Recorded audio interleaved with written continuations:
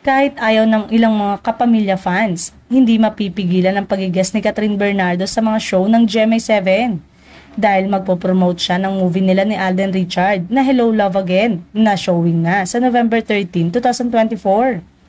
Ine-expect din sa Fast Talk with Boy Abunda unang mag-guest si Catherine, pero in-announce si Dingdong Dantes na kabilang sa guest this October sa Family Feud, ang game show na hino-host niya sa GMA7 si Catherine Bernardo. Wala pang binanggit na date si Dingdong kung kailan ang schedule guesting ni Catherine.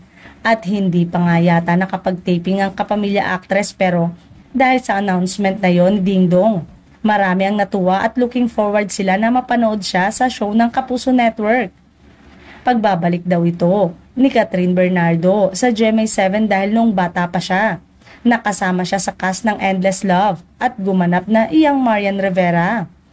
Marami ang nag-guest ng reunion project ni na Marian at Catherine, pero mukhang sina Dingdong at Catherine ang mauunang mag-reunion.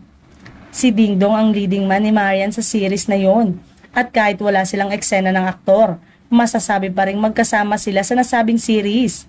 Malay natin at sumunod na ang reunion ni na Marian at Catherine. Nabanggit namin na may ilang kapamilya fans ang hindi pabor sa guesting ni Catherine sa GMA, lalo na at pinalutang ng ilang tagahanga ng Kapuso na babalik sa GMA si Catherine.